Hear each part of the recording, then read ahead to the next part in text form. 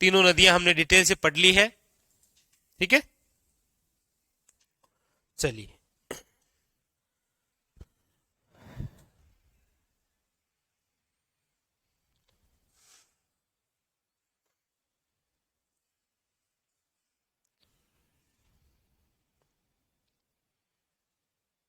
चले फिर आगे। तीनों नदियां कंप्लीट, तीनों नदियों की एक एक खास बात कंप्लीट। अब हम पढ़ते हैं आंतरिक अफवाह तंत्र की नंबर 4 नदी। हेडिंग लगाइए, अगली नदी नाम है साबी नदी, लिखो साबी नदी। हेडिंग लगाइए आप कौन सी, साबी नदी। साबी नदी, चलिए पहले इसकी लोकेशन देख लीजिए मैप में।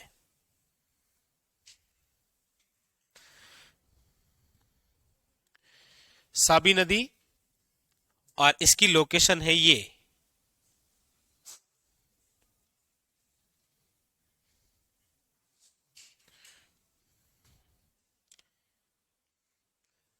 अब देखो पहले तो क्या है कि साबी नदी निकलती थी जयपुर से। अब जयपुर से एक जिला अलग हो गया, जयपुर और अलवर से एक नया जिला गठित हुआ जिसका नाम है कोटपूतली बहरोड। तो ये जो नदी है ये यहां इस छोर से निकलती है, यहां से निकलती है और इस प्रकार से बहते हुए ये हरियाणा के गुड़गांव जिले के नजफगढ़ तहसील के पटोदी गांव में जाकर क्या हो जाती है, लुप्त हो जाती है। ये नदी कौन सी है, साबी नदी। देख रहे हो, थोड़ी देर देख लो। इसका मतलब आपने क्या देखा, इसका मतलब आपने यहां पर यह देखा कि साबी नदी दो जिलों में बहती है और दोनों ही नवीनतम जिले हैं। एक है कोटपूतली बहरोड और दूसरा है खेरतल तिजारा। बस बना ले, इसको लिख ले। देखो सबसे पहले तो एक स्थान है, पहाड़ियां हैं आपके कौन सी, यहां पर जो पहाड़ी है वो है सेवर की पहाड़ी। डायरेक्ट वन लाइनर क्वेश्चन आएगा आपके सामने कि राजस्थान के किस जिले में सेवर की पहाड़ियां हैं। सेवर की पहाड़ियां पहले जयपुर जिले में हुआ करती थी, अब ये आपके किस जिले में है, कोटपूतली में है। ये परोपरी, परोपरी कहां है, लेकिन कोटपूतली अब किस जिले का भाग है, कोटपूतली बहरोड। समझे, यहां से, तो ये यहां से निकलती है बिल्कुल इस जिले के छोर से और इस प्रकार यहां स्थान आता है आपके मुंडावर। मुंडावर जो स्थान है ये पहले आपके अलवर जिले में हुआ करता था, वर्तमान में ये खेरतल तिजारा के अंदर मुंडावर नामक स्थान से प्रवेश करती है। किसमें, खेरतल तिजारा में। और फिर ये इस प्रकार खेरतल तिजारा को पार करते हुए हरियाणा के गुड़गांव जिले के नजफगढ़ तहसील के पटोदी गांव में जाकर क्या हो जाती है, लुप्त हो जाती है। पटोदी गांव हरियाणा, लुप्त। तो निकली यहां से सेवर की पहाड़ियों से और जाकर खत्म हो गई आपके कहां पर, पटोदी में। इस नदी का नाम क्या है, साबी नदी। से साबी, से सेवर की पहाड़ियां, कोई ट्रिक नहीं है, ऐसे ही बता रहा हूं। सेवर की पहाड़ियां कहां पर है, कोटपूतली में, मतलब कौन से जिले में है, कोटपूतली बहरोड। तो एक जिला तो हो गया आपके, कौन से जिले में ये प्रवाहित होगी, कोटपूतली बहरोड जिले में। उसके बाद में मुंडावर से ये प्रवेश करती है और मुंडावर किस जिले में है, खेरतल तिजारा। तो दूसरा जिला कौन सा हो गया, तिजारा। दोनों जिलों में बहती है और कहां जाकर ये लुप्त हो जाती है, हरियाणा में। कभी ऐसा क्वेश्चन आपको पूछे कि निम्न में से वह नदी जो दक्षिण से उत्तर की ओर चलती है, तो ये चलती है। ठीक है, फिर उत्तर से दक्षिण की ओर कौन सी नदी चलती है, राजस्थान में बहने वाली वह नदी जो उत्तर से दक्षिण की ओर चलती है, अभी तक जो लिखा है उसमें, अभी तक जो लिखा है उसमें घग्गर नदी। हिमाचल प्रदेश से आती है वो, ऐसे ऊपर से, और फिर ऐसे चलती है। ये क्वेश्चन पूछा गया है। फिर वो हमें देखना होगा कि ऑप्शन में क्या दे रहा है। ठीक है, क्योंकि लूनी नदी जो चलेगी ना, वो चलेगी इधर से पूर्व से पश्चिम की ओर। अरे ये क्या है? अरावली। नहीं, वैसे तो आप कुछ भी मान सकते हैं इसको। ये अरावली है। अरावली के इस ढाल में जो नदियां बहती है वो कौन सी है? अरब सागर की। इस ढाल में जो बहती है वो कौन सी है? बंगाल की खाड़ी की। ठीक है, ये ढाल तो कौन सा है? पूर्वी ढाल। और ये ढाल कौन सा है? पश्चिमी ढाल। ढाल का तो पता रखो कम से कम। तो ये कौन सी? साबी नदी। पता चल गया कहां से निकली? शेवर की पहाड़ियां, जो कि आपके कहां पर है? कोटपुतली बहरोड।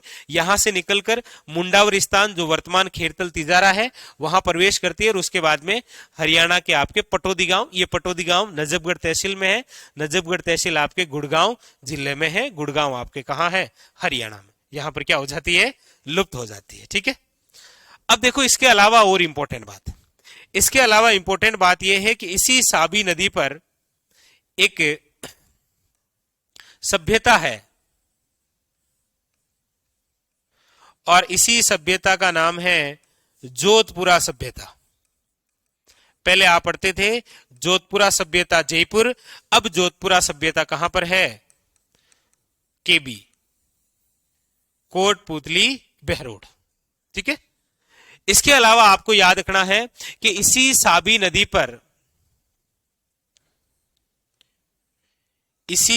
नदी पर हरियाणा के रेवाड़ी जिले में एक बांध बना हुआ है। कौन सा बांध है, बता सकते हैं?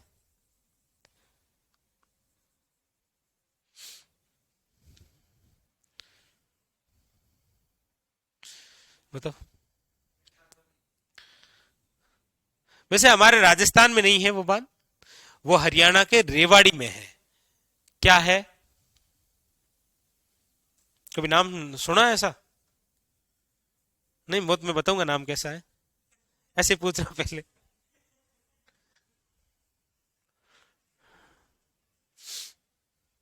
हेडिंग डालो, हेडिंग डालिए साबी नदी।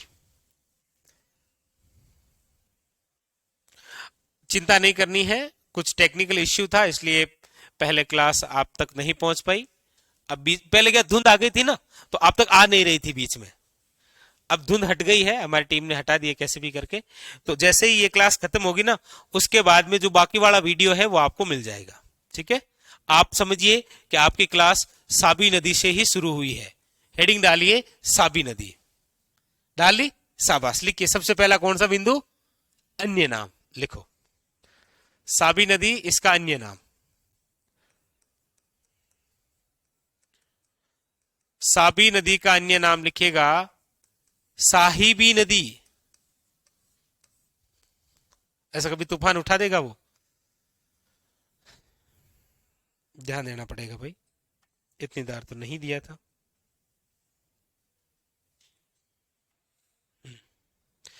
लिख लिया साहिबी नदी। फिर लिखिएगा उद्गम स्थल। दूसरा बिंदु आप लिखिएगा उद्गम स्थल, और उद्गम स्थल आपके पास में ये रहा शेवर की पहाड़ियां, कोटपुतली। ठीक है,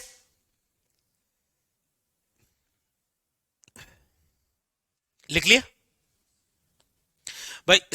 साबी नदी इसका अन्य नाम क्या हो गया? साहिबी नदी। उद्गम स्थल लिखा आपने शेवर की पहाड़ियां, कोटपुतली। कोटपुतली किस जिले में है?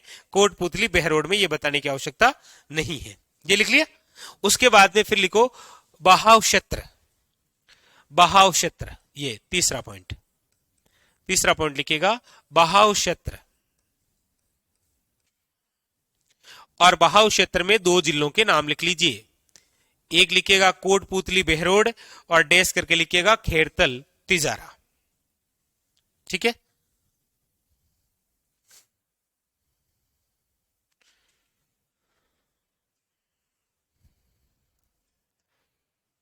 ठीक है बहाव क्षेत्र लिख लिया। फिर आगे लिखिएगा लुप्त, और ये लुप्त कहां होती है, लिखिएगा पटौदी गांव हरियाणा।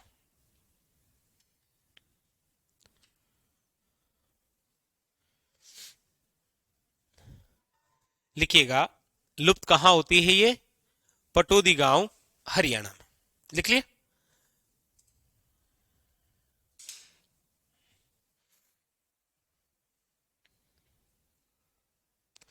तो अन्य नाम, उद्गम स्थल, बहाव क्षेत्र और लुप्त, चार बातें। अब लिखिएगा फिर आगे किनारे, लिखिएगा किनारे, किनारे, किनारे और डैश करके लिखिएगा जोधपुरा सभ्यता। किनारे क्या है, लिखिएगा जोधपुरा सभ्यता। किनारे डैश करके लिखिएगा जोधपुरा सभ्यता, और कोष्टक में डाल दीजिएगा कोटपुतली बहरोड, क्योंकि जोधपुरा सभ्यता किस जिले में है, कोटपुतली बहरोड।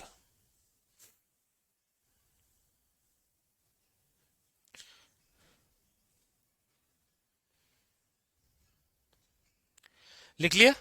किनारे में ही एक तो ये हो गया जोधपुरा सभ्यता, दूसरा किनारे में लिख लो मुंडावरिस्तान।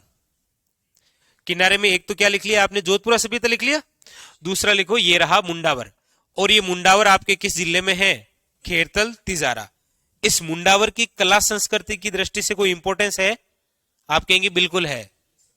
क्या है, वो एक अली बख्शी ख्याल है यहां की, वो मुंडावर की है।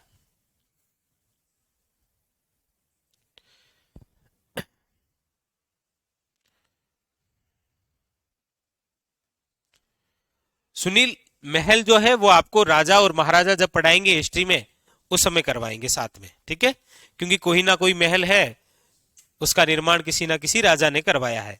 वरना राजस्थान के प्रमुख महल आप किलों में पढ़ लेते हैं, जैसे सुपारी महल किस किले में है, जोगी महल कहां है, कदमी महल कहां है, ठीक है, वो ये लिख लिया। अगली बात, अब देखो ये जो साबी नदी है ना, पहले हम पढ़ा करते थे कि ये अलवर जिले की मुख्य नदी है, कौन सी, साबी नदी। लेकिन आज जब इसको हम वर्तमान के अंदर देखते हैं तो आप देखेंगे कि ये जो मुख्य नदी है साबी, ये आज किस जिले की हो गई है, कोटपुतली बहरोड जिले की।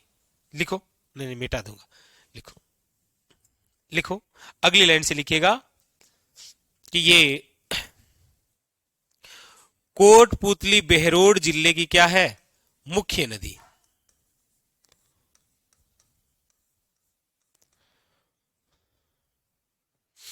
ठीक है,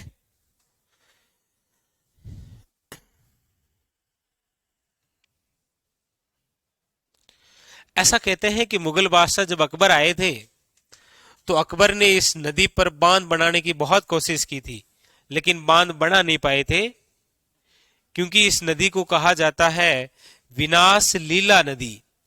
यानी कि जब बारिश होती है तो इस नदी में बाढ़ जैसी स्थिति होती है। तो अकबर ने कई बार इस नदी पर पुल बनाने का प्रयास किया, लेकिन नहीं बना पाए। आखिर में हमारी ही सरकार ने 1989 के अंदर हरियाणा के रेवाड़ी नामक जिले में एक स्थान है मसानी, उसी पर एक बांध बना है जिसका नाम क्या है, मसानी बैराज। बहुत यूनिक सा क्वेश्चन है, मसानी बैराज निम्न में से कौन सी नदी पर बना हुआ है, साबी नदी पर। ये जो मसानी बैराज है इसका निर्माण 1989 के अंदर करवाया गया। आज इस बैराज को नेचर पार्क के रूप में विकसित किया जा रहा है, नेचर पार्क विकसित किया जा रहा है, किया जा रहा है। आप इस बैराज को जब देखने जाएंगे ना तो लगभग ये 500 एकड़ में फैला हुआ है। इसके आसपास में पेड़ पौधे हैं। संडे को स्पेशली यहां पर भीड़ लगती है, और कौन आते हैं तो नहीं, वहां पर आसपास में रहने वाले लोग आएंगे भाई, और तो कौन आएंगे।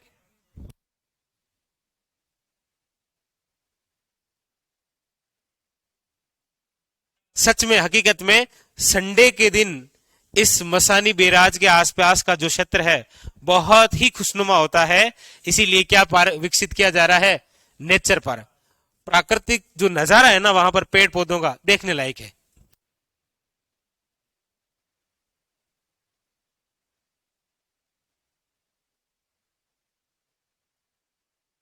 चलो आगे लिखो, शाबाश। तो कहां तक लिख लिया? क्या लिखा आपने? अच्छा, साबी जो नदी है वो कोटपुतली बहरौर जिले की क्या है? मुख्य नदी। अगली लाइन से लिखिएगा बांध। बांध, बांध। हाँ बिल्कुल, आपको केवड़ा की नाल, हाथीगुड्डा की नाल, मैंने कहा था ना परिवेन में और लिखाएंगे आपको। क्या लिखा आपने? बांध लिखा है ना? बांध डेस करके लिखो मसानी बैराज। हम चलेंगे, चिंता मत करो आप। हाँ। मसानी बैराज, कोष्ट में लिखो रेवाड़ी। कौन से जिले में है? रेवाड़ी। और रेवाड़ी कहां पर है? हरियाणा में। लिख लेना। इस बांध का निर्माण कब हुआ था? याद रखिएगा 1989 के अंदर। और एक लाइन लिख लेना, नेचर पार्क विकसित किया जा रहा है। घर जाने के बाद में सर्च करके देखना आप, ठीक है? मसानी बैराज।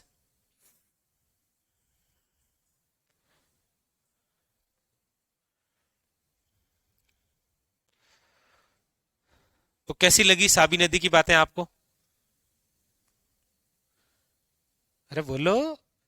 ऐसे बोल तो दो। नहीं लगी है फिर भी बोल दो, मन ही रख दो किसी का। पढ़ो इसको।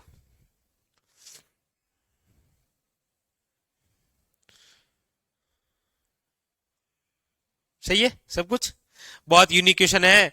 मसानी बैराज निम्न में से कौन सी नदी पर बना हुआ है? साबी नदी पर। यूनिक क्वेश्चन है ये। घर जाकर आराम से पढ़ लोगे, पढ़ ही लोगे।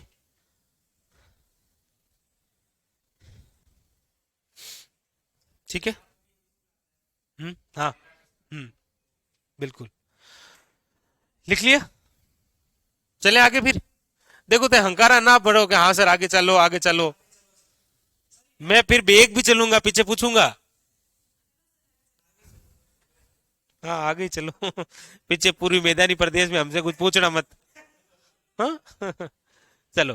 तो ये साबी नदी का अन्य नाम साहिबी नदी, उद्गम स्थल शेवर की पहाड़ियां, बहाव क्षेत्र 2 जिले हैं, कोटपुतली और खेरतल तिजारा, और पटौदी गांव हरियाणा में के लुप्त है। इसी नदी पर एक सभ्यता है, जोधपुरा सभ्यता, जो वर्तमान कोटपुतली बहरोड में है। और एक बांध बना हुआ है हरियाणा के रेवाड़ी जिले में, मसानी बैराज, जो कि वर्तमान के अंदर नेचर पार्क के रूप में विकसित किया जा रहा है। बहुत अच्छा क्वेश्चन बनता है ये। ठीक है, कंप्लीट हो गई आपके कौन सी? साबी नदी। नेक्स्ट।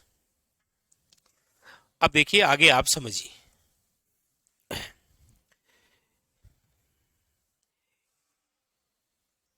एक झील है, बोर्ड पर देखिएगा केवल। एक झील है, इस झील का नाम है आपके सांबर।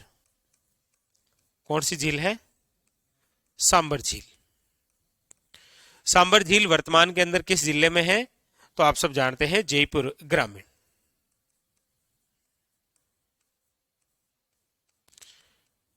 जयपुर ग्रामीण। ये जो सांबर झील है जयपुर ग्रामीण के अंदर, इसी सांबर झील में उत्तर से एक नदी गिरती है।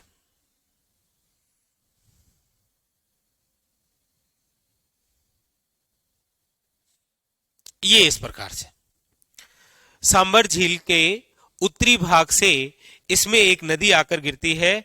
और ये जो नदी है, ये जहां से निकलती है वो स्थान है आपके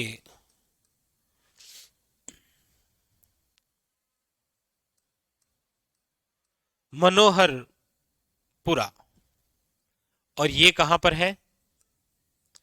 जयपुर ग्रामीण।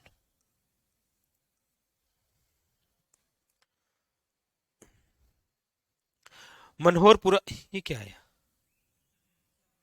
ये तो अच्छा ठीक है।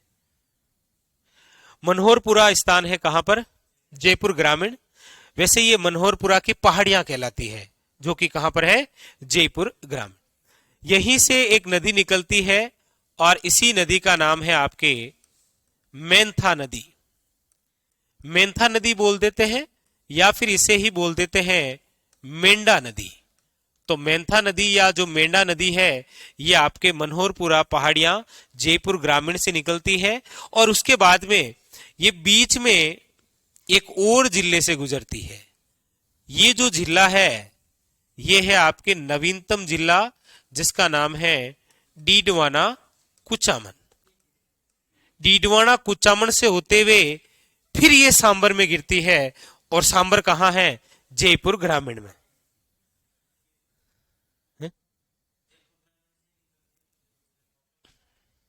यही कला है नदी की। नदी अपना रास्ता स्वयं ढूंढ लेती है। इसलिए जीवन में कभी मुसीबत आए तो घबराने की आवश्यकता नहीं है, अपने आप सब जो समय है वो सब सही कर देता है।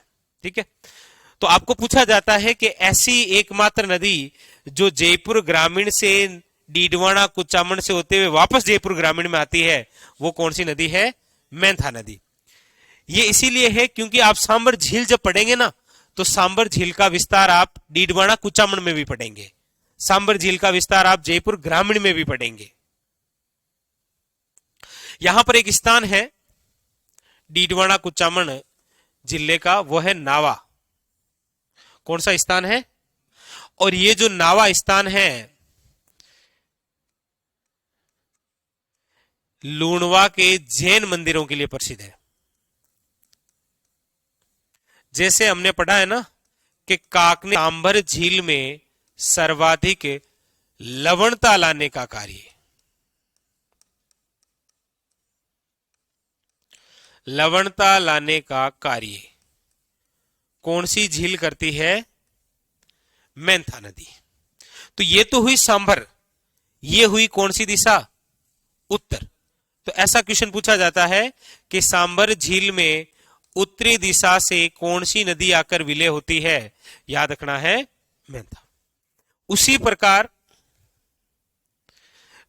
सांबर झील में दक्षिण से आकर एक नदी विलय होती है और ये जो नदी है इस नदी का जो उद्गम है वो है आपके, इस नदी के नाम की यदि हम चर्चा करें तो वो है रूपनगढ़ नदी। और ये जो रूपनगढ़ नदी है ये जहां से निकलती है वो स्थान है अजमेर की पहाड़ियां, यानी कि वैसे ये किशनगढ़ की पहाड़ियां कहलाती है। ठीक है, अजमेर जिले से निकलती है और उसके बाद में ये बहते हुए कहां आकर विलय होती है, सांबर झील में। यानी कि इस नदी का बहाव क्षेत्र दो जिलों में हो गया, एक तो अजमेर और एक हो गया जयपुर ग्रामीण। जैसे उसका बहाव दो जिलों में हो गया, जयपुर ग्रामीण और डीडवाना कुचामन। इस नदी के किनारे एक स्थान है जिसका नाम है सलेमाबाद। और ये जो सलेमाबाद है यहां पर एक संप्रदाय है, उसकी पीठ है, और यहां पर जो संप्रदाय है वो है सनकादी संप्रदाय, वो है निम्बार्क संप्रदाय और वो है आपके राधा वल्लभ संप्रदाय। चिंता नहीं करनी है प्रदीप, आपके लिए भी क्वेश्चन बचा के रखा है। ऐसा नहीं सर सारे नाम आपने बता दिए तो मैं क्या बताऊंगा। निम्बार्क संप्रदाय के फाउंडर हैं निम्बार्काचार्य है, हाँ बोलो। तो राजस्थान में कौन है फिर इस संप्रदाय के फाउंडर, प्रदीप बताएगा, बाकी कोई बताएगा नहीं। ये नहीं बताएगा तो बाकी वाले बता देंगे।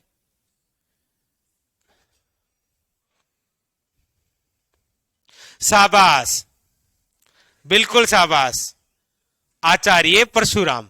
क्या बताया इन्होंने, और बोल रहे हाँ सर बताया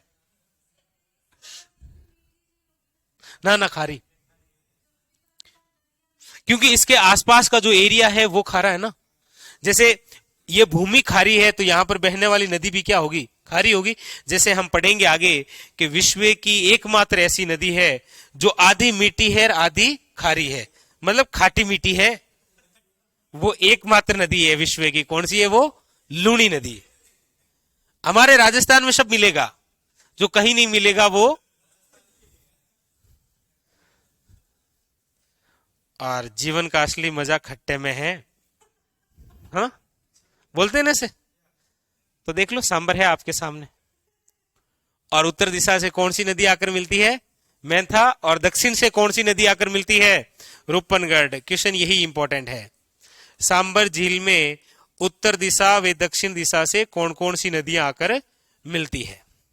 दोनों को लिखा दे, हेडिंग डालिए मैंथा नदी।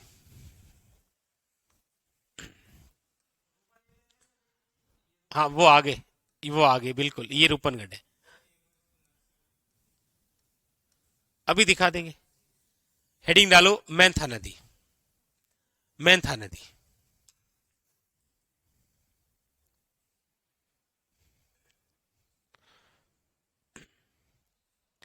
हेडिंग डाली मैंथा नदी। सबसे पहले आपको पता ही है क्या लिखना है? अन्य नाम। शाबाश, अब तो आपकी आदत हो गई है।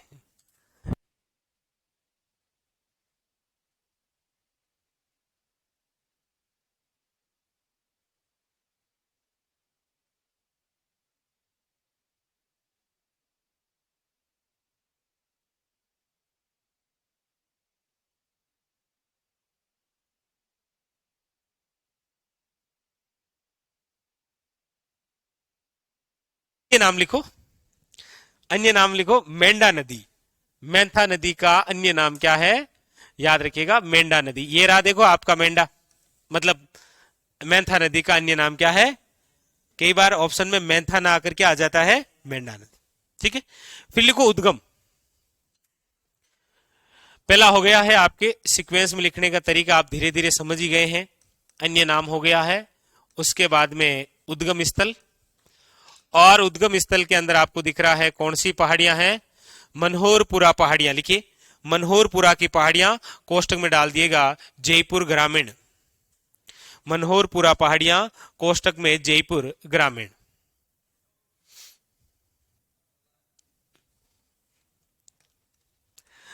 उद्गम स्थल मनोहरपुरा पहाड़ियां, जयपुर ग्रामीण लिख लिया।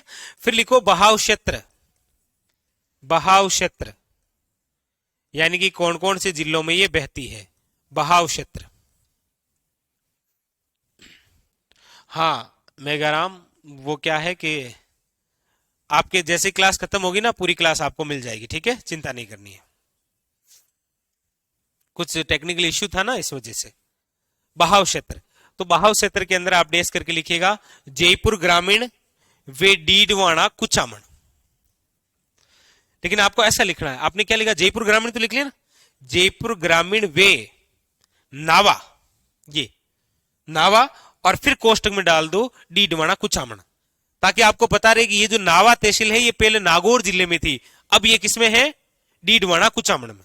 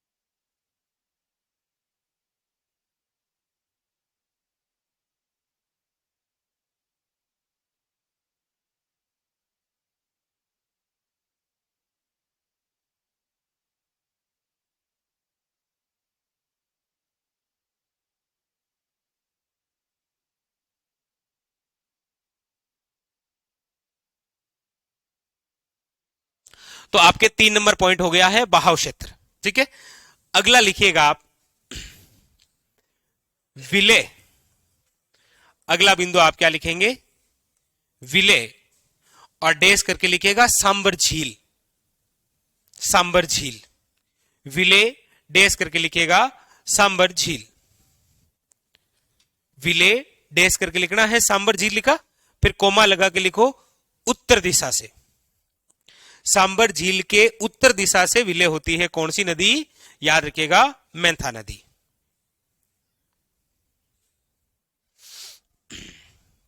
नहीं रवि कुमार, आपको साथ साथ में लिखना है।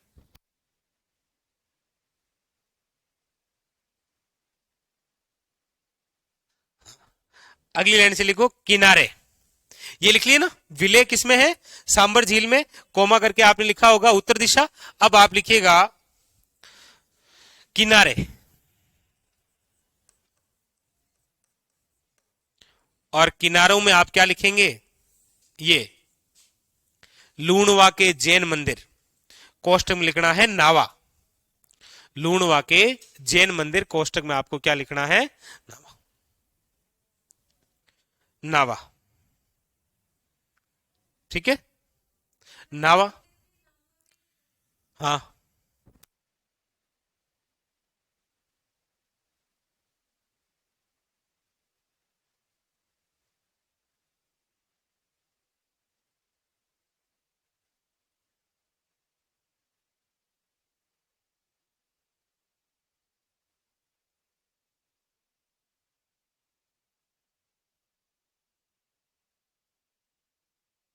लिख लिया?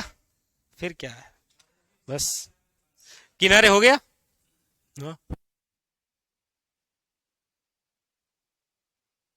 किनारे हो गया, बस कंप्लीट। कंप्लीट, लगाओ नोट।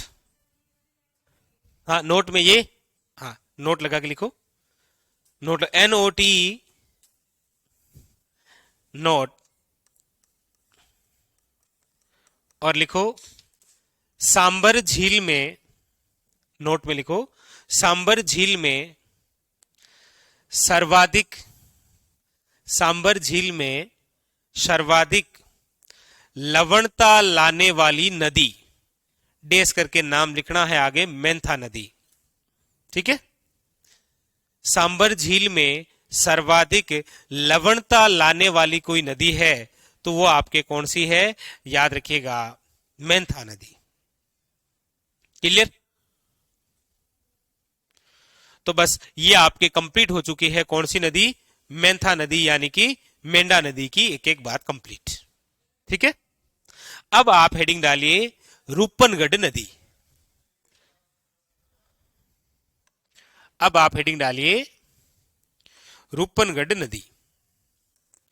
देखिए ये जियोग्राफी है, इसको आपको स्वयं लिखना है। लिखेंगे तब जाकर समझ में आएगा कि क्या लिखा है। हेडिंग डालिएगा, अगली कौन सी नदी है?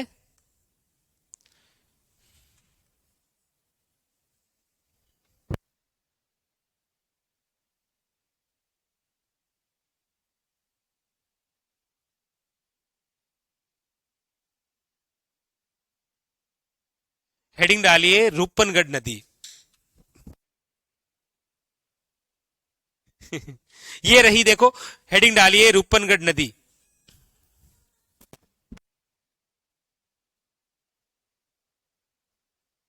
लिख लिया रूपनगढ़ नदी? तो रूपनगढ़ नदी सबसे पहला पॉइंट लिखिएगा, उद्गम स्थल। उद्गम स्थल, रूपनगढ़ नदी सबसे पहला पॉइंट लिखिएगा उद्गम स्थल।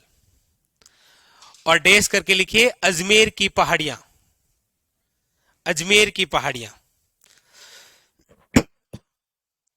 अजमेर की पहाड़ियां।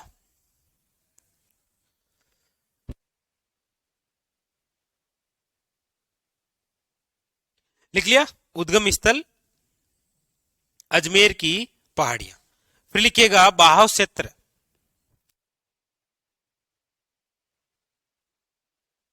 बहाव क्षेत्र,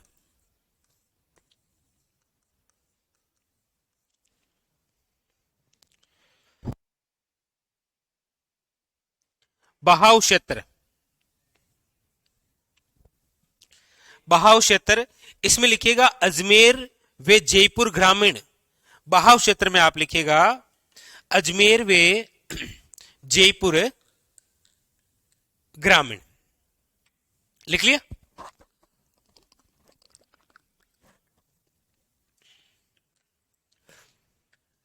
फिर लिखो विले। विले, विले, 3 नंबर बिंदु लिखिएगा विले। विले और डैश करके लिखो सांबर झील, कोमा लगा के लिखना है दक्षिणी दिशा। ठीक है,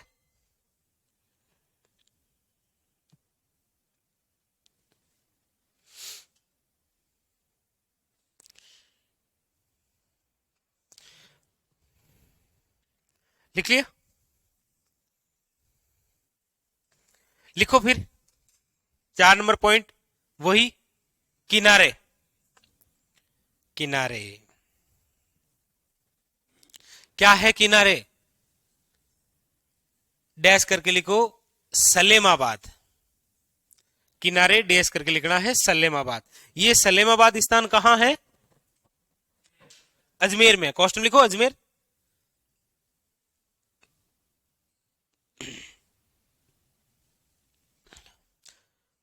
और ये रहा आपके सामने सलेमाबाद, कॉस्ट्यूम लिख लिया अजमेर। फिर उसके आगे लिखो ये क्यों प्रसिद्ध है? सनकादि संप्रदाय, निम्बार्क संप्रदाय या राधा वल्लभ संप्रदाय। और आपको पता है यहां पर एक स्पेशल बात है। क्या बात है? भगवान श्री कृष्ण के साथ में राधा को एक युगल रूप में पूजा जाता है, पति पत्नी के रूप में। हाँ, तो ऐसा कौन सा संप्रदाय है जहां पर भगवान श्री कृष्ण की बाल रूप में पूजा होती है? ठीक है, शाबाश, वल्लभ संप्रदाय है ना। और वल्लभ संप्रदाय की प्रदीप टोटल 7 पीठें हैं, उनमें से 5 राजस्थान में है ना? कौन कौन सी? एक तो कोठा में, दूसरी मोटा में, तीसरी छोटा में तो एक कोठा में। ठीक है, आगे क्या करूं मैं इसका कोटा का? कोई बताएगा आप में से? ठीक है,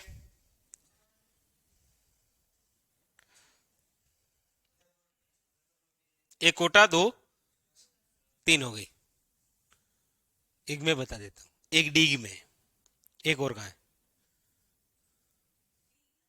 डीग डीग कामा। शाबाश, ऐसे याद करना है, ऐसे कैसे नदियां याद करनी है आपको। ठीक है, बिल्कुल ऐसे ही पढ़ा करो भाई, बहुत अच्छा पढ़ते। पढ़ते ही नहीं हो। नोट लगा के एक बात लिखिएगा। ऑनलाइन वाले बता देंगे बेचारे।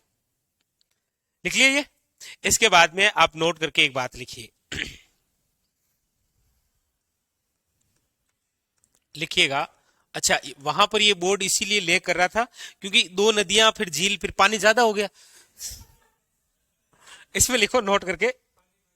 हाँ, लिखो सांबर झील में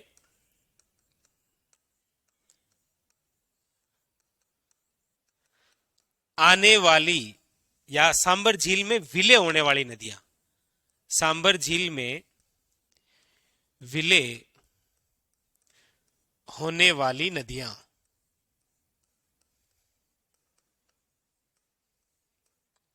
देखो सांबर झील में कौन कौन सी नदियां आकर विलय होती है? तो एक तो मेंथा, ये बता दिया आपको। मेंथा का ही दूसरा नाम क्या है? मेंढा। एक रूपनगढ़, एक खारी, एक खंडेला,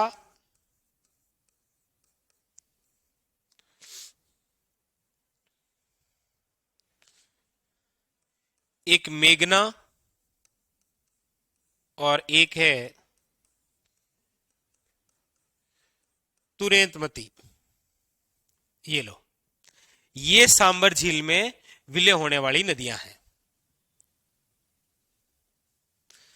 और ये क्वेश्चन आ रखा है, लगभग हर एग्जाम में मिल जाएगा। अब ये नदियां कौन सी है? आंतरिक अफवाह तंत्र की नदियां।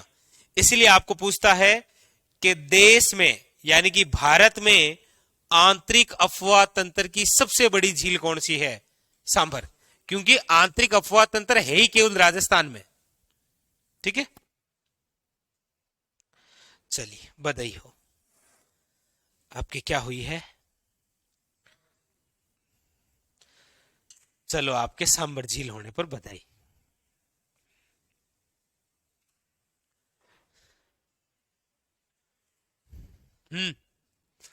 अब कहां चले?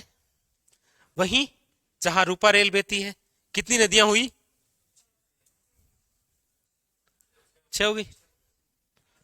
चलो फिर एक और बता देते हैं आपको। अगली नदी है रूपा रेल नदी। कौन सी? रूपा रेल नदी। देखिए रूपा रेल नदी के बारे में यदि इसकी लोकेशन बताएं आपको, तो ये रही लोकेशन, तो देख लो।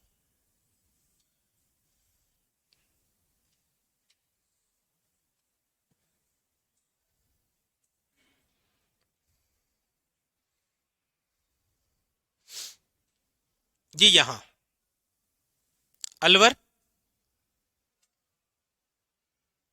अलवर से डीग, डीग में लुप्त हो जाती है। लेकिन कभी जब ज्यादा बारिश होती है तो ये भरतपुर में चलती है। बस इतनी सी बात है इसकी।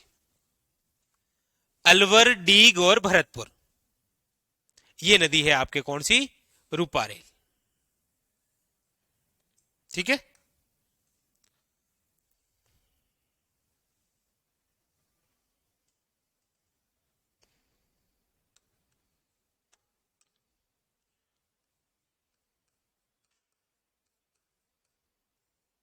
ये रूपा रेल।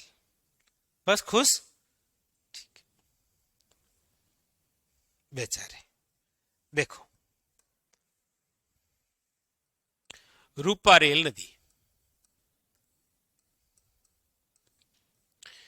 इस रूपा रेल नदी की हम बात करते हैं तो अभी हमने देखा कि इस प्रकार से बहते हुए यहां जाकर लुप्त हो जाती है। जहां से ये निकलती है रूपा रेल नदी, वो स्थान है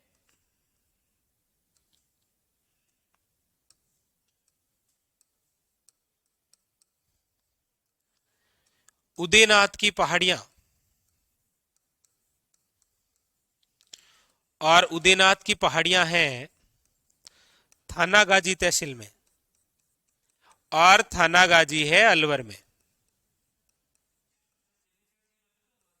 हाँ बिल्कुल। तो उदयनाथ की पहाड़ियां, थानागाजी, अलवर से ये नदी निकलती है। अलवर जिले से बहते हुए ये आगे चलती है डीग जिले में, और फिर कहते हैं कि ये भरतपुर में जाकर क्या हो जाती है? लुप्त हो जाती है। तो फिर इस रूपारेल नदी का जो बहाव क्षेत्र है वो 3 जिलों में हो गया, अलवर, डीग और भरतपुर। ठीक है। देखो इसी रूपारेल नदी के किनारे हमारे राजस्थान के प्रसिद्ध जल महल हैं जो कहलाते हैं डीग के जल महल। और ये किस जिले में है? डीग में। इसी रूपारेल नदी पर एक बांध बना हुआ है, और उसी बांध का नाम है, याद रखिएगा, शिकरी बांध। पहले ये जो शिकरी बांध है ये भरतपुर में हुआ करता था। अब शिकरी बांध कहां पर है? डीग में। तो ऐसा कभी आए शिकरी बांध कहां है तो शिकर नहीं जाना है। ठीक है। उदयनाथ की पहाड़ियां पूछे तो उदयपुर नहीं जाना है, अलवर जाना है। उदयनाथ की पहाड़ियां अलवर से निकलती है रूपारेल, जो अलवर से होते हुए डीग जिले में, जिसके किनारे डीग के जलमेल भी हैं और शिकरी बांध भी बना हुआ है। और फिर ये आगे चलती है कहां? भरतपुर। जहां भरतपुर के अंदर इसी नदी के तहत एक झील भी है जिसका नाम क्या है? मोती झील। ये भरतपुर जिले की लाइफ लाइन कहलाती है।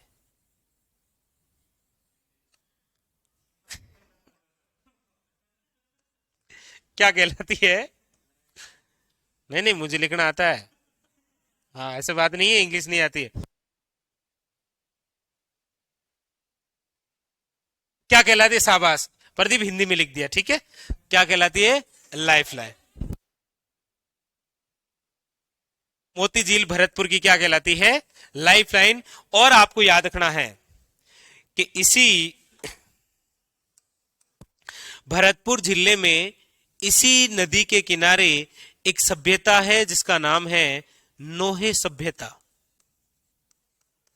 कौन सी सभ्यता है? नोहे सभ्यता। बस ये इसकी बात है, किसकी? रूपारेल नदी की। इंपॉर्टेंट, उदयनाथ की पहाड़ी, डीग के जलमेल, शिकरी बांध, मोती झील, नोहे सभ्यता, भरतपुर, डीग और अलवर। और कोई बात नहीं इसकी। ठीक है, उतार। कौन सी? ये मीठी मीठी मीठी। देखो, लिखो, हेडिंग डालो रूपारेल नदी। रूपारेल।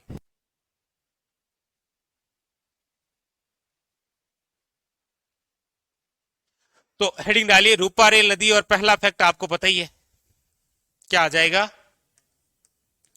लिखेगा अन्य नाम, रूपारेल नदी के अन्य नाम।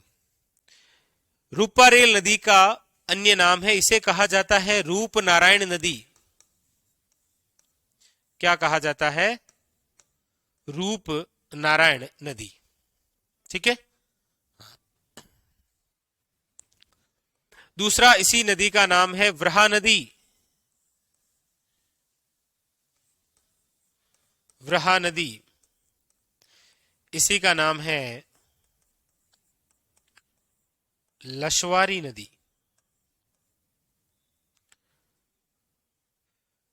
जैसे आपको पूछता है कि काकने नदी का अन्य नाम है मसूरदी नदी, वैसे पूछता है रूपारेल नदी का अन्य नाम है वराह नदी। या फिर आपको पूछेगा राजस्थान में बहने वाली वह नदी जो वराह व लसवारी के नाम से जानी जाती है, रूपारेल। वह अन्य नाम। फिर लिखो नंबर 2, उद्गम स्थल। नंबर 2 लिखिएगा उद्गम स्थल। उद्गम स्थल, उद्गम स्थल डैश करके लिख लीजिए, उदयनाथ की पहाड़ियां। उदयनाथ की पहाड़ियां।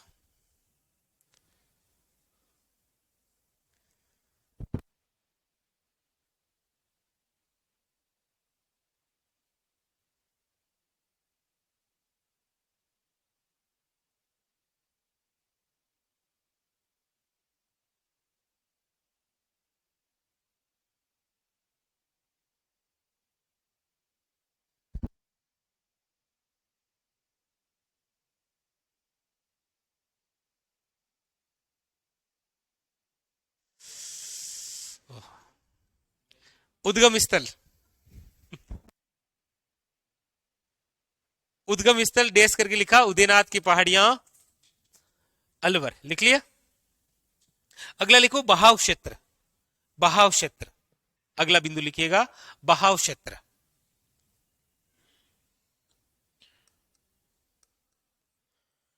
बहाव क्षेत्र, बहाव क्षेत्र में लिखिएगा भरतपुर, डीग और अलवर। ऐसे लिखना है, अलवर, डीग, भरतपुर। ठीक है, अलवर, डीग, भरतपुर। अलवर, डीग, भरतपुर।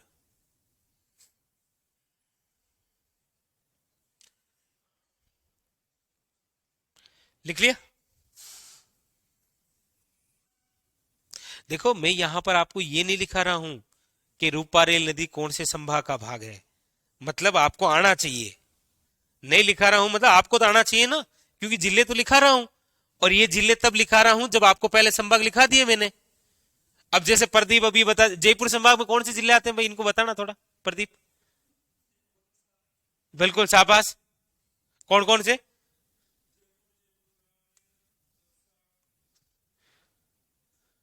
दूदू, कोटपुतली, बहरोड, खेरतल, तिजारा और अलवर। शाबाश, ऐसे याद रखो। नहीं नहीं, ऐसे नहीं, थोड़ा और अलग तरीके से याद रखो आप। समझ गए? यानी कि भरतपुर की संभाग का भाग है प्रदीप, भरतपुर की संभाग। अब देखो भरतपुर संभाग कितने जिले आते हैं भाई इसमें? 4। देखो कौन कौन से? अलवर, अलवर नहीं है भाई।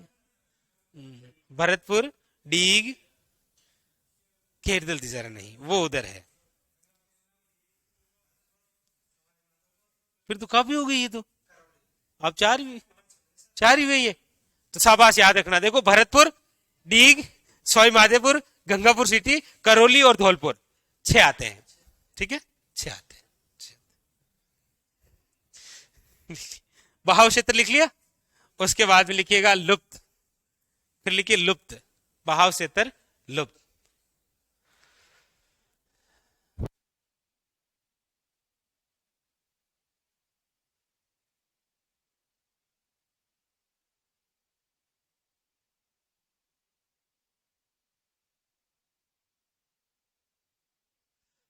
लुप्त लिखो, भरतपुर लिख लिया, फिर लिखो किनारे,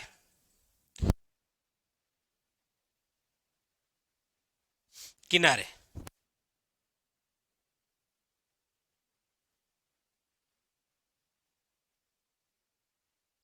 किनारे, और किनारों में लिखिएगा सबसे पहले डीग के जल महल। किनारों के अंदर सबसे पहले लिखिएगा डीग के जल महल, डीग के जल महल,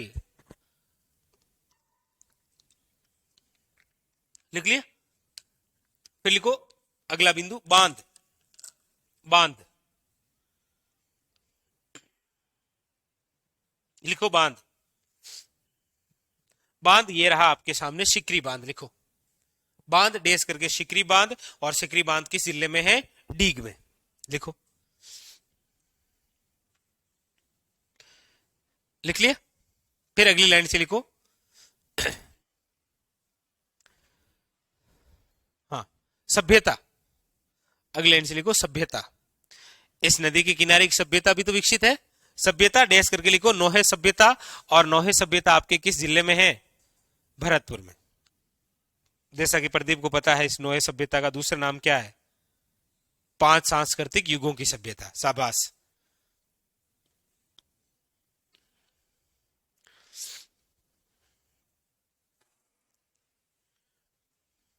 लिख लिया। फिर अगली लाइन से लिख लो मोती झील, और डैश करके लिख लो भरतपुर की लाइफ लाइन, भरतपुर की लाइफ लाइन, और राजस्थान की लाइफ लाइन, और आपकी लाइफ लाइन, मतलब आप ही मतलब जयपुर की लाइफ लाइन। अच्छा आप तो भावना में गए, यहां की पूछ रहा हूं, जयपुर की लाइफ लाइन, मतलब ये तो भरतपुर की ठीक है, भरतपुर वालों की तो हो गई लाइफ लाइन, कौन सी, मोती झील। राजस्थान की लाइफ लाइन कौन सी है, ये इसीलिए पूछ रहा हूं क्योंकि मैंने बताया है आईजीएनपी, इंदिरा गांधी नहर परियोजना, और वैसे लाइफ लाइन पूछे तो कौन सी है, अरावली, बताया ना मैंने, याद है, मोती झील डैश करके भरतपुर की लाइफ लाइन, लिख लिया। तो बताया था ना ये आपको, राजस्थान की लाइफलाइन आईजीएनपी, भौतिक प्रदेश से पूछे तो अरावली, जयपुर की लाइफलाइन आपको पता ही है।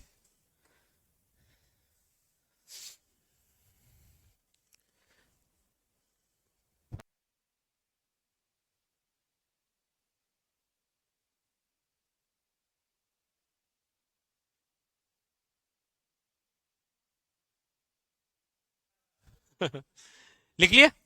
तो ये कंप्लीट हो गया आपके कौन सी नदी, रूपा रेल नदी। एक एक बिंदु क्लियर है, अन्य नाम हो गए, इसका उद्गम स्थल हो गया, बहाव क्षेत्र हो गया, लुप्त हो गई, और इसके अलावा इसके किनारे या कौन सा बांध है, कौन सी झील है, और कौन सी सभ्यता है। कंप्लीट है आपके कौन सी, रूपा रेल नदी। एक नदी और पढ़ते हैं, कितनी हो गई इसमें टोटल, चलो एक और बता देते हैं आपको, बोर्ड पर देखो,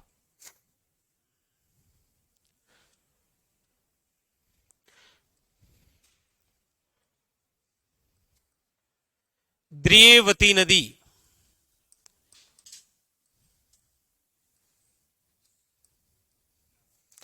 हाँ लोग छोटी गंगा बोल के जिस नाले में कूदा देते हैं ना, ये वही नाला है, दरियवती नदी।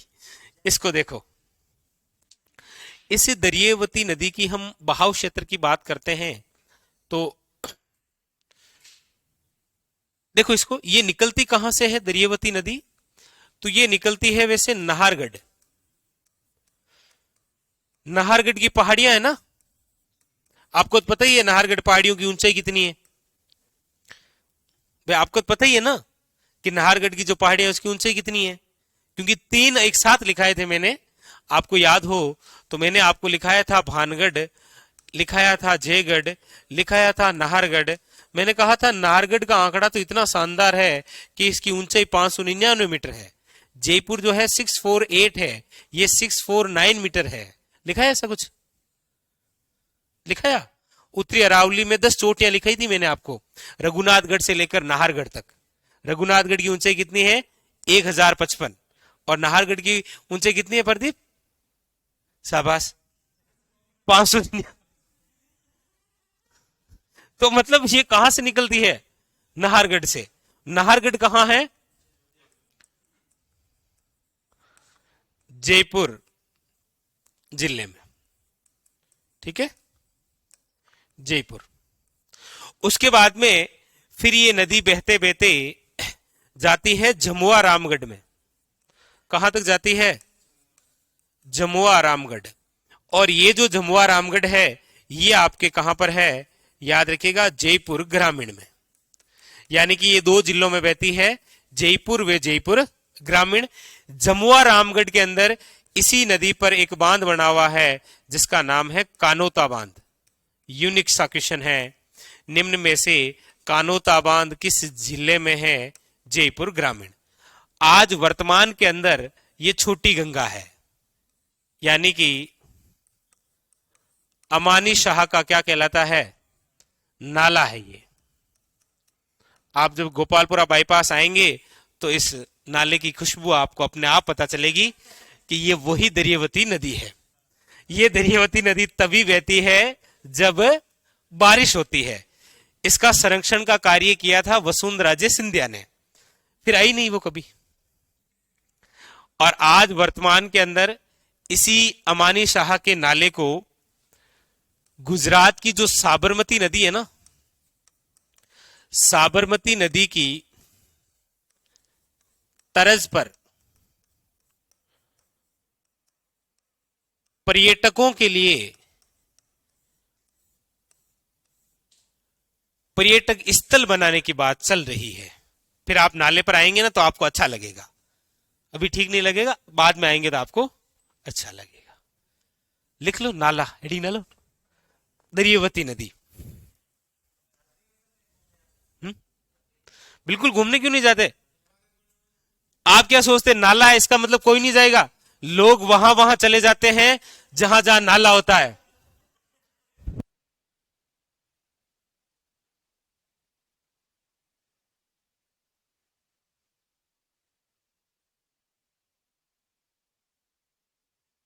हेडिंग डालो, दरियावती नदी, दरियावती नदी। और लिखो वर्तमान में।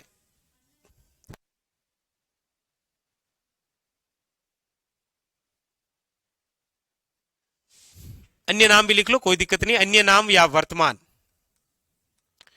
वर्तमान के अंदर ये क्या है? अमानी शाह का नाला। लिखो, वर्तमान के अंदर ये किस रूप में है? अमानी शाह का नाला। बिल्कुल शाबाश कमलेश, बिल्कुल तीनों की लंबाई, बिल्कुल शाबाश।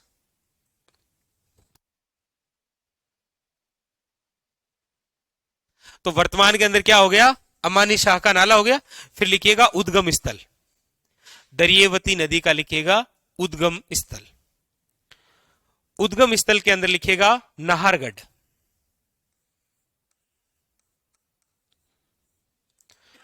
उद्गम स्थल लिखिएगा आप नाहरगढ़ की पहाड़ियां। कोष्टक में डाल दोगे आप जयपुर, ठीक है। वाह, आर के शाबाश, आर के मीना, आप कानोता से हैं तो फिर तो आपको पता ही है ये। उद्गम स्थल लिखा, नाहरगढ़ की पहाड़ियां और जयपुर, ठीक है। उनसे लिख लोगे प्रदीप कितनी ऊंचाई है नाहरगढ़ पहाड़ियों की?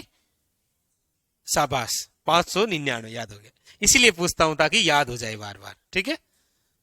शाबाश। फिर लिखो बहाव, बहाव क्षेत्र। बाकी वाले से नाराज तो नहीं हो रहे ना कि मतलब सर हमसे पूछ ही नहीं रहे? नहीं, बाकी वाले कह रहे हाँ सर कंटिन्यू रखो उसी को जब तक वो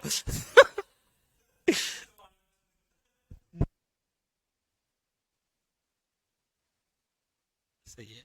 बहाव क्षेत्र लिखो, जयपुर वे जयपुर ग्रामीण। ठीक है, जयपुर वे जयपुर ग्रामीण,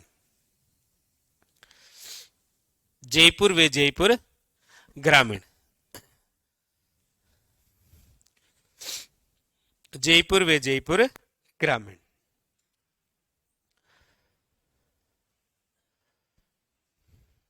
फिर लिख लो, लुप्त लुप्त लुप्त, लुप्त लिख लो, झमुआ रामगढ़। और बाकी जयपुर वालों को तो पता ही है, ये नाला है, बहता रहता है, आखिर में कहीं जाकर तो पानी गिरता ही गिरता है। ये वही झमुआ रामगढ़ है। पहले इसका नाम था रामगढ़, फिर हुआ ये झमुआ रामगढ़। आज ये ढूंढाड़ के पुष्कर के रूप में प्रसिद्ध है। यहां पर जाएंगे तो यहां पर फूलों की खेती देखेंगे आसपास में। झमुआ रामगढ़ फूल ही फूल है, जैसे झमुआ रामगढ़ में। तो लिखो, लुप्त डैश करके लिखो, झमुआ रामगढ़। क्या लिखा आपने? जयपुर ग्रामीण लिख लिया। फिर लिखो अगली लाइन से, बांध, बांध और डैश करके लिखना है कानोता बांध। कानोता बांध कहां पर है? झमुआ रामगढ़ में, जो कि कहां पर है? जयपुर ग्रामीण में। बांध, फिर लिखो डैश करके कानोता बांध और कोष्टक में डाल दो झमुआ रामगढ़, कि कानोता बांध कहां पर है? झमुआ रामगढ़। ठीक है,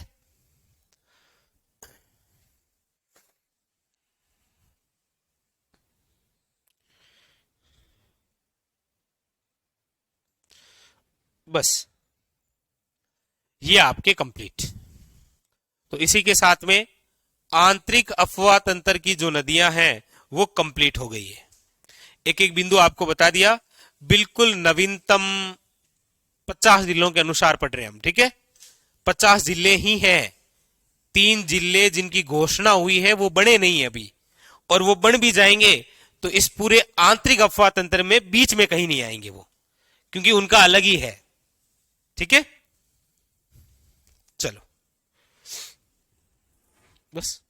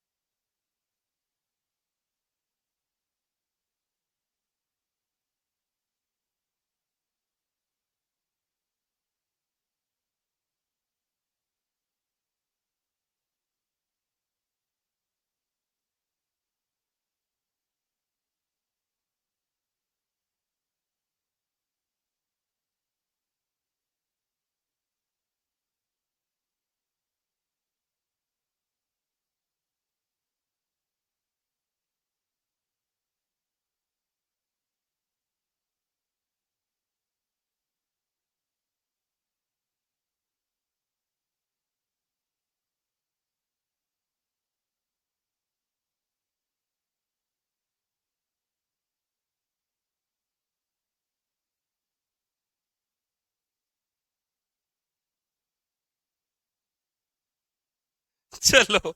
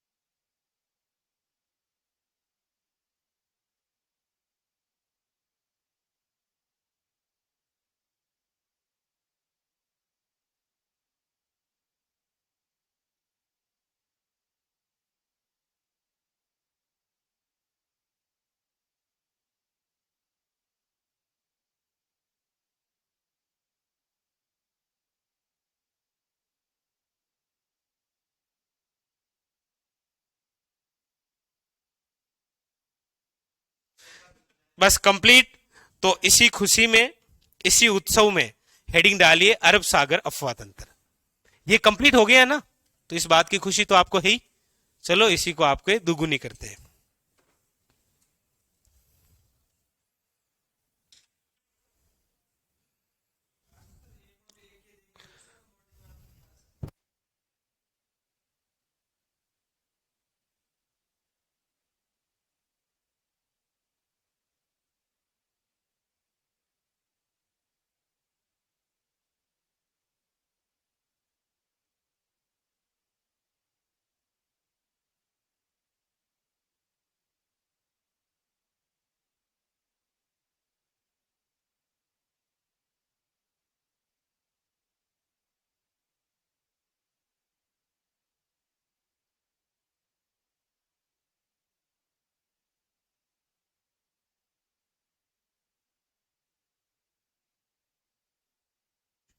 हेडिंग डालिए अरब सागरीय अफवाह तंत्र।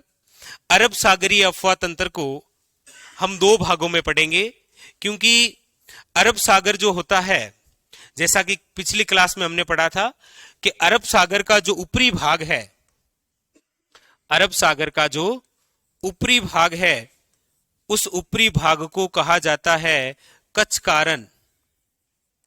क्या कहा जाता है? कच्छ का रण। और अरब सागरीय अफवाह तंत्र का जो निचला भाग है उसे कहा जाता है आपके खंबात की खाड़ी। अब देखिए इंपॉर्टेंट बात यहां पर है कि वैसे अरब सागरीय अफवाह तंत्र की हम बात कर रहे हैं तो इसमें प्रमुख रूप से 4 नदियां हैं, जिसमें 2 तो कच्छ के रण का भाग है और 2 खंबात की खाड़ी का भाग है। कच्छ का रण कौन कौन सी नदियां हैं तो आपको याद रखना है, एक तो है लूणी नदी और एक है आपके पश्चिम बनास नदी, पश्चिम बनास नदी। इसी प्रकार याद रखिएगा कि खंबात की खाड़ी का भी भाग 2 नदियों से है, एक तो है माही नदी और एक है आपको याद रखना है साबरमती नदी। ठीक है, तो आपको कई बार तो क्या पूछता है कि निम्न में से वह नदी जो अरब सागरीय अफवाह तंत्र का भाग नहीं है, ऑप्शन देता है लूणी, माही, साबरमती और बनास। तो आपको याद रखना है बनास, क्योंकि यहां पर है पश्चिम बनास। ठीक है, या फिर आपको पूछ लेता है कि निम्न में से वह 2 नदियां जो कच्छ के रण में विलुप्त होती है, लूणी और पश्चिम बनास, या फिर खंबात की खाड़ी में गिरने वाली राजस्थान की प्रमुख नदियां हैं माही और साबरमती। चारों भाग है अरब सागर का, अरब सागर फिर 2 अलग अलग भागों में। ठीक है, ये उतारिए।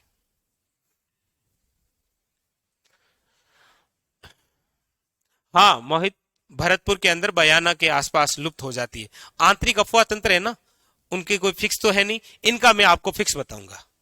ठीक है भाई, आंतरिक अफवाह तंत्र का मतलब उद्गम निश्चित है, समाप्ति निश्चित नहीं है।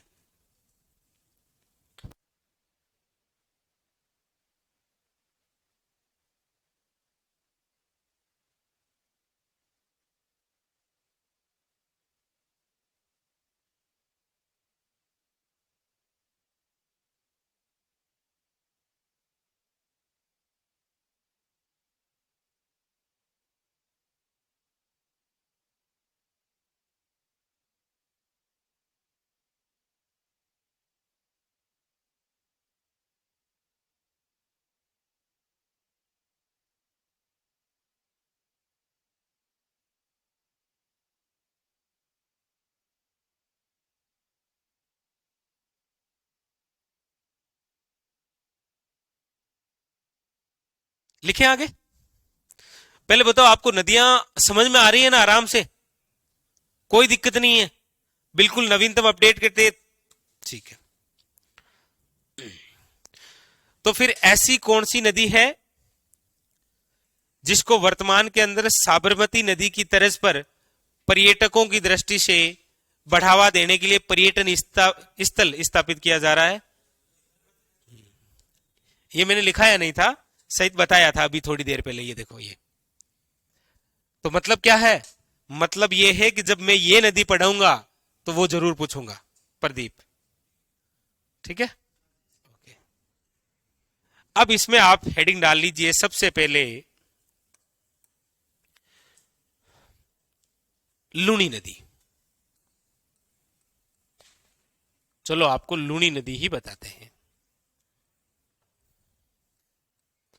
कौन सी नदी? लूनी नदी। हेडिंग डालिए लूनी नदी और केवल बोर्ड पर देखिए। लूनी नदी केवल बोर्ड पर देखिए।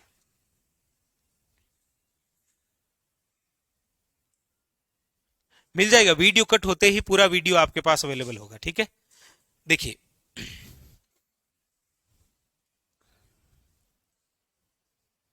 ये एक पहाड़ी है जिसका नाम है नाग पहाड़। मेरे हिसाब से आपको यह बताने की आवश्यकता नहीं है कि नाग पहाड़ की ऊंचाई कितनी है। क्यों प्रदीप? बिल्कुल शाबाश, 795 मीटर इसकी ऊंचाई है। शाबाश। कहां है ये? अजमेर में। ये स्थान प्रसिद्ध है ना, इसीलिए आपको पूछता है। पहले मैं ऐसे क्यों बार बार कह रहा हूं? यस, कितनी चोटियां याद है आपको? 24 की या 4 याद है आपको?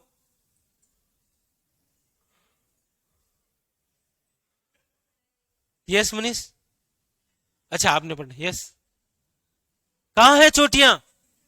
कहां है चोटियां?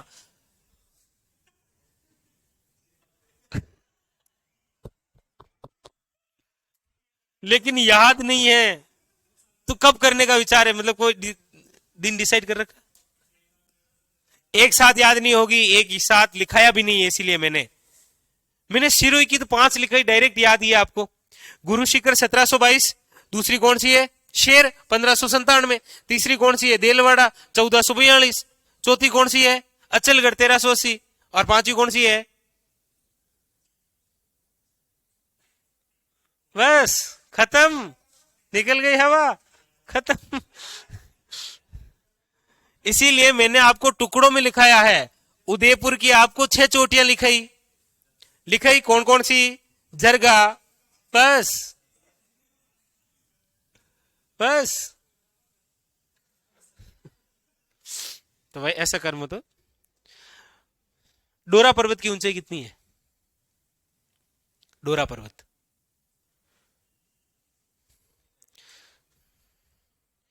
869 मीटर। इशना भाकर की ऊंचाई कितनी है? 839। देखो ट्रिक बन रही है, नहीं बनानी है, बार बार लिखोगे तब जाके याद होगी वो। 730 मीटर किसकी ऊंचाई है? 740 किसकी ऊंचाई है? शाबाश।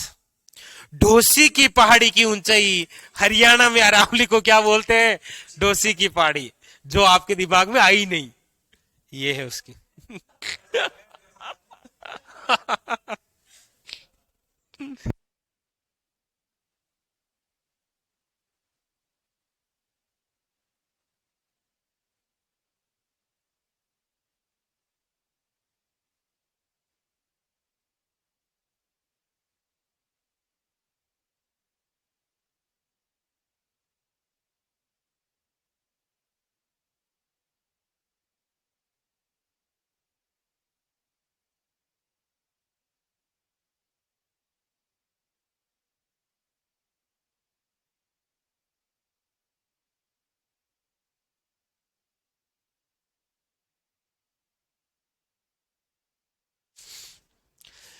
चलो, तो नागपहाड़ स्थान है अजमेर में जिसकी ऊंचाई कितनी है?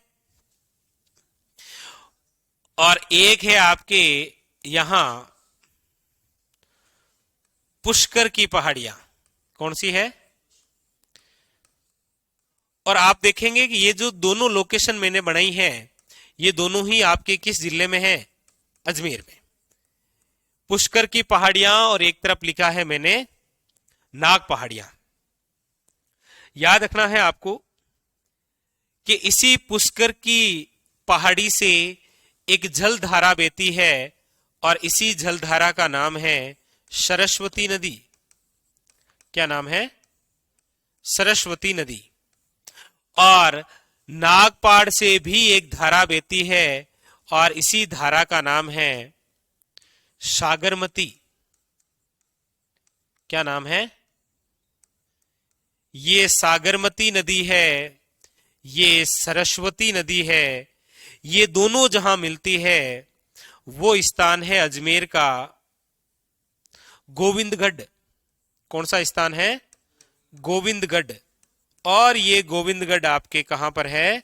अजमेर में। यानी कि ये पूरी जो स्ट्रक्चर है ये अजमेर की है।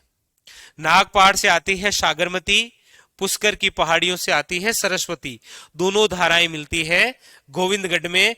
इसी गोविंदगढ़ से नदी का नाम बदलता है और बनती है लूणी, जो इस प्रकार ऐसे बहते हुए यहां से होते हुए यहां इस प्रकार जाती है। ठीक है, यानी कि यहां तक जाती है और जहां पर आकर ये लुप्त हो जाती है वो स्थान है कच्छ का रण। और कच्छ का रण आपको पता है कहां है? गुजरात। यहां पर आकर क्या हो जाती है? ये लुप्त हो जाती है। तो चली वहां से, गोविंदगढ़ से, और आकर यहां समाप्त। अब देखिए कौन कौन से जिलों में बहती है। तो सबसे पहला जो जिला आया वो आया आपके सामने, कौन सा? अजमेर। अजमेर से चलेगी नागौर, नागौर से चलेगी ब्यावर, ब्यावर से चलेगी जोधपुर ग्रामीण, जोधपुर ग्रामीण से चलेगी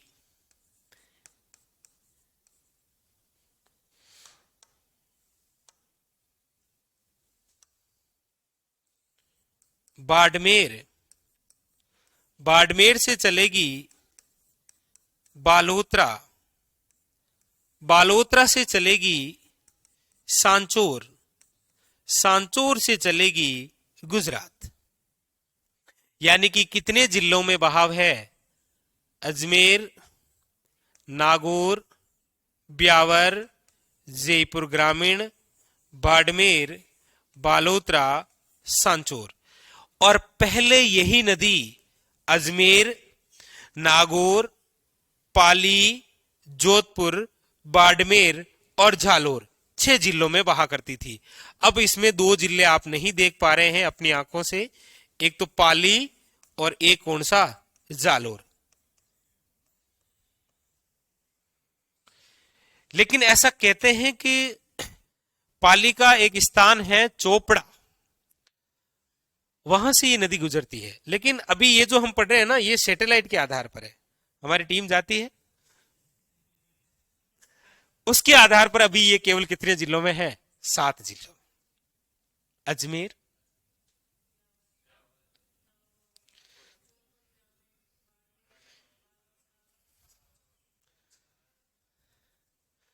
तो ये इस प्रकार से ये नदी की क्या है? स्ट्रक्चर है पूरी लूणी की।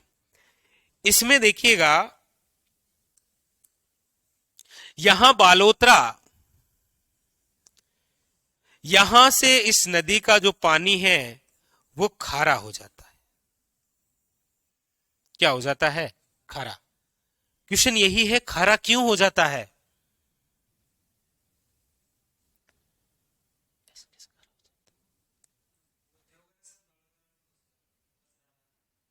कचरा आ जाता है। नहीं, उसके लिए और कचरा आएगा। यस, कचरा आ रहा है इसका मतलब तो प्रदूषित है। फिर कर देंगे, प्रदूषित भी कर देंगे। हाँ, क्या आपकी मिट्टी में नमक है? प्रियंका चोपड़ा, टूथपेस्ट में नमक है।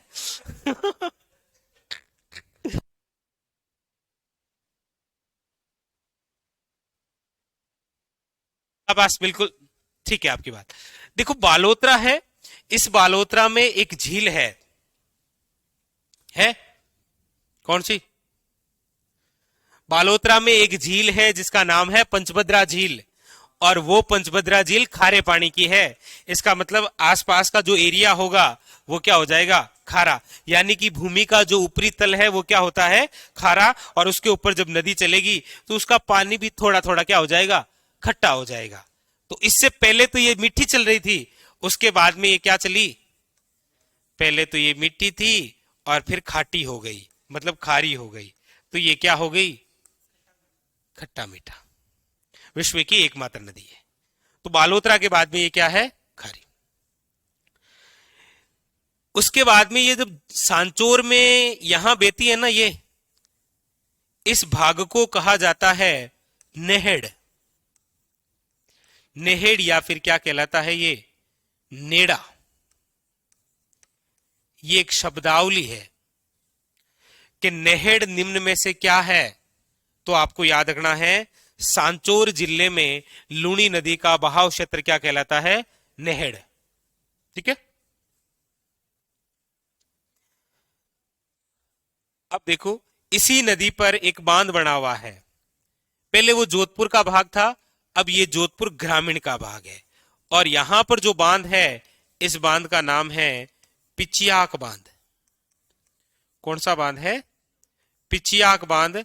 और ये जो पिचियाक बांध है, ये आपके किस जिले में है, जोधपुर ग्रामीण में। अब देखो, ये थोड़ा लेग इसीलिए कर रहा है क्योंकि नदी है, पूरा पानी आ गया है, देख लो ये, फिर कुछ मीठा है कुछ खारा है, तो आप हेडिंग डालो। ये बे जाए उससे पहले लिखनी है आपको।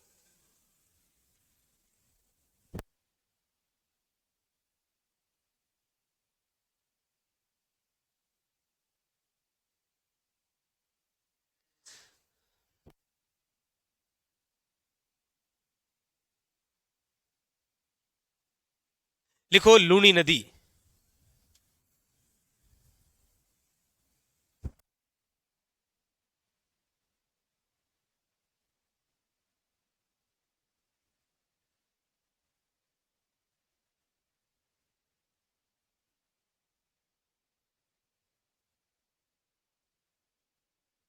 लूनी नदी, सबसे पहले लिखो इसका अन्य नाम। अन्य नाम, लूनी नदी सबसे पहले लिखिएगा इसका अन्य नाम। सबसे पहले लिखिएगा लवणवती नदी। इसका अन्य नाम क्या है, लवणवती नदी। ये लवणवती नदी से ही लूनी बनी है। ठीक है, लवणवती से ही क्या बनी है, द्रवेशवती से ही क्या बनी है, सरस्वती। ठीक है, चरमवती से ही बनी है चंबल। तो लिख लिया आपने, अन्य नाम में क्या लिखा, लवणवती। फिर लिखो इसका प्रारंभिक नाम। लिखो प्रारंभिक नाम। प्रारंभिक नाम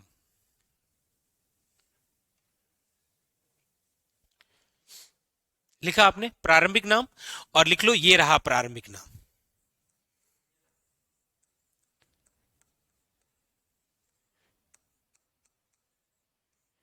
ये रहा प्रारंभिक नाम। लिख लिया प्रारंभिक नाम लिख लिया ना सभी ने। हाँ, तो इसके आगे ढेस करके लिख लो सागरमती नदी। क्या हुआ, कुछ और समझ लिया।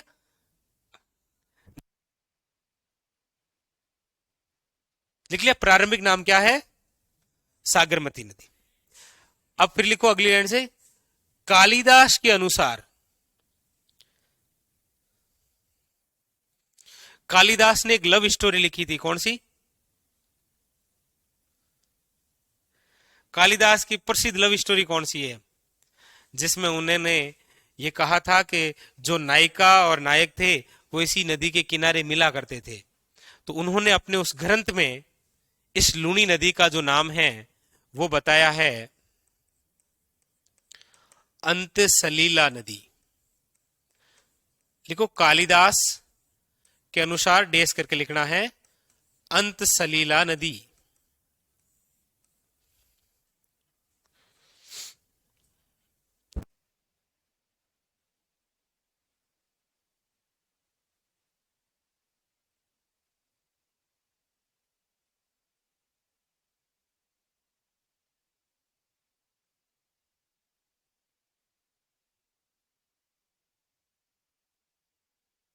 तो अंते सलीला कालिदास लिख लिया।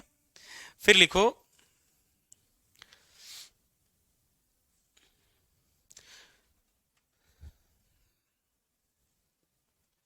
चलो फिर आगे, जैसे सांचोर में क्या कहलाती है ये फिर हम आगे लिखेंगे, ठीक है। फिर लिखो उद्गम स्थल। उद्गम स्थल, अब आप खुद देख लीजिए, आपने खुद ने अपने हाथों से लिखा है कि लूणी नदी का प्रारंभिक नाम क्या है, मतलब सागरमती कहां से निकलती है, तो इसका उद्गम स्थल भी कौन सा हो जाएगा। आपको यह नहीं सोचना है कि इसका उद्गम स्थल गोविंदगढ़ क्यों नहीं है। गोविंदगढ़ इसीलिए नहीं है क्योंकि इसका प्रारंभिक नाम ही क्या है। यदि इसका प्रारंभिक नाम सरस्वती होता तो उद्गम स्थल क्या लिखते, समझ गए। उद्गम स्थल डैश करके लिखो नाग पहाड़ अजमेर, ये रहा इसका उद्गम स्थल। उद्गम स्थल नाग पहाड़ अजमेर, लिख लिया। फिर लिखो बहाव क्षेत्र, इसको थोड़ा ध्यान से लिखना है, ठीक है। बहाव क्षेत्र लिखो, बहाव क्षेत्र। बहाव क्षेत्र में आप लिखिए सबसे पहले अजमेर, बहाव क्षेत्र में अजमेर, नागौर,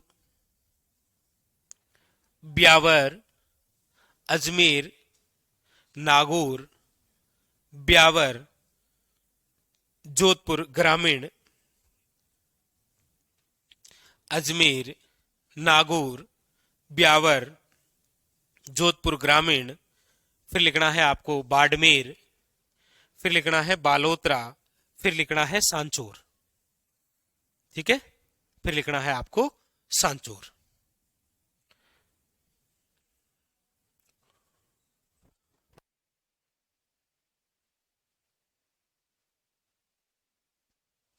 सांचौर,